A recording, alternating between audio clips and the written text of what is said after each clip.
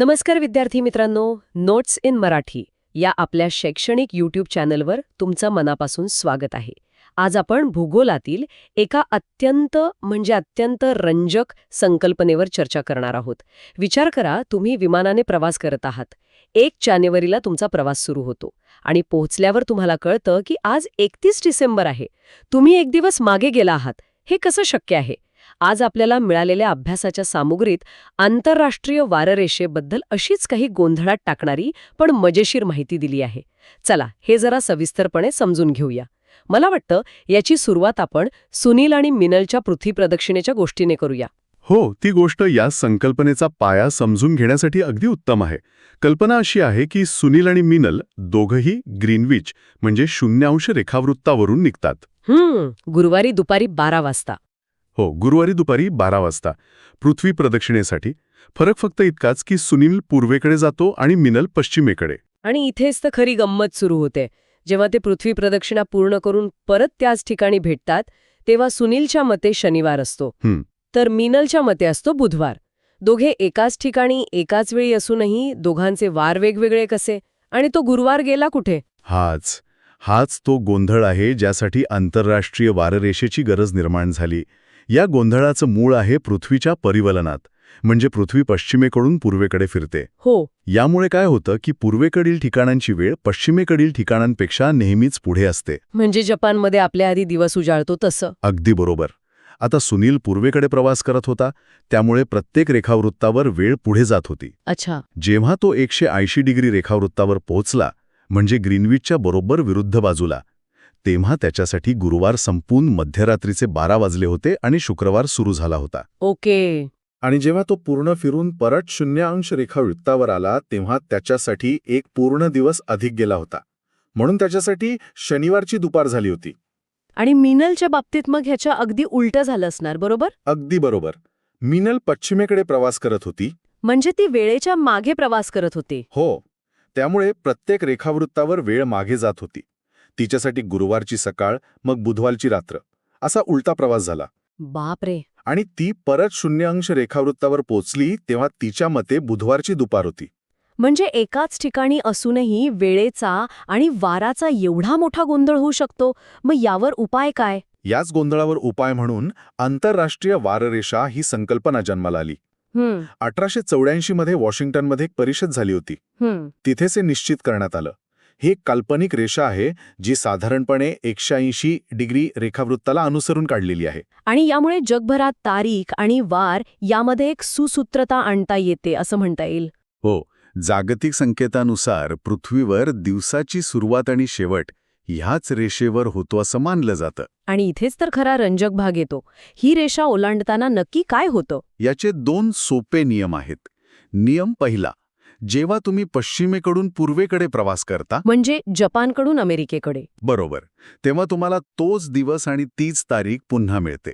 तुम्ही एक दिवस मागे जाता. म्हणजे एक दिवस बोनस मिळतो. हो, एक प्रकारे बोनसच. आणि या उलट जेव्हा तुम्ही पूर्वेकडून पश्चिमेकडे प्रवास करता, म्हणजे अमेरिकेकडून जपानकडे, तेव्हा तुम्हाला वार आणि तारीख एक दिवसाने पुढे न्यावी लागते. म्हणजे गुरुवार 25 डिसेंबर असेल तर तो थेट शुक्रवार 26 डिसेंबर मानावा लागतो. म्हणजे आपला एक दिवस आयुष्यातून गायब होतो. अगदी. आपल्याकडील माहितीमध्ये शामरावांचं एक उत्तम उदाहरण आहे. ते जपानहून 1 तारखेला सोमवारी निघाले आणि 24 तासांच्या प्रवासानंतर अमेरिकेत पोहोचले, तर तिथेही सोमवार आणि 1 तारीखच होती. हा तर अक्षरशः वेळेतला प्रवासच झाला. हो, आणि चीनमधनं निघालेलं UA-400 विमानाचं उदाहरण तर आणखी मजेशीर आहे. हो, ते तर मी वाचलं. ते विमान 1 जानेवारी 2017ला निघालं आणि 31 डिसेंबर 2016ला सॅन फ्रान्सिस्कोला पोचलं. म्हणजे नवीन वर्षात प्रवास सुरू केला आणि आदल्या वर्षी पोचले. म्हणूनच विमानाचं तिकीट पाहिलं ना तर त्यावर स्पष्ट सूचना दिलेली असते की please note this flight involves a date change. खरंय, पण एक प्रश्न आहे. ही आंतरराष्ट्रीय वाररेषा नकाशात बघितली तर ती 180° रेखावृत्तासारखी सरळ नाहीये. ती काही ठिकाणी अशी वळलेली काय? खूप महत्वाचा मुद्दा आहे हा. यामागे एक पूर्णपणे व्यावहारिक कारण आहे. ही रेषा शक्यतोवर पूर्णपणे पॅसिफिक महासागरातनंच नेण्याचा प्रयत्न केला गेलाय. अच्छा, म्हणजे जमिनीचे भाग टाळण्यासाठी. हो, कारण जर ती सरळ असती तर ती काही बेटांवरून किंवा काही देशांच्या भूभागांवरून गेली असती. आणि मग काय झालं असतं? मग विचार करा, एकाच देशात किंवा एकाच बेटावर 2 वेगवेगळ्या तारखा आणि वार अस्तित्वात आले असते. अरे देवा. म्हणजे देशाच्या पूर्वेकडील भागात मंगळवार आणि पश्चिमेकडील भागात सोमवार प्रचंड गोंधळ झाला असता. बरोबर, सगळा प्रशासकीय गोंधळ. हो, हाच गोंधळ टाळण्यासाठी ही रेषा जमिनीच्या भागांना वळसा घालून काढण्यात आली आहे.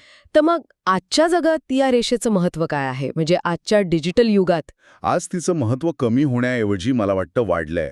हो का? हो, कारण आज आंतरराष्ट्रीय विमानसेवा, दळणवळण, व्यापार सगळं किती वेगाने चालतं. खरंय. या सगळ्यामध्ये सुसूत्रता टिकून आहे ती केवळ आंतरराष्ट्रीय वाररेषेमुळे. जगभरातील वाहतुकीची वेळापत्रके, विशेषतः हवाई मार्गांची, ती अचूकपणे याच रेषेमुळे सांभाळली जातात. म्हणजे हा केवळ भूगोलाचा अभ्यास नाही, तर आपल्या जागतिक व्यवहाराचा एक महत्त्वाचा आधारस्तंभ आहे. अगदी. तुम्ही विचार करा, सॅटेलाइट कम्युनिकेशन, GPS, अगदी आंतरराष्ट्रीय शेअर बाजार सुद्धा. हो. या सगळ्या गोष्टींचं सिंक्रोनायझेशन म्हणजे ताळमेळ हा या रेषेवरच अवलंबून आहे. तर आंतरराष्ट्रीय वाररेषा ही केवळ नकाशावरची एक रेषा नाहीये. नाही, अजिबात नाही. ती जगभरातील वेळ आणि तारखेचा ताळमेळ साधणारी एक अत्यंत महत्त्वाची व्यवस्था आहे.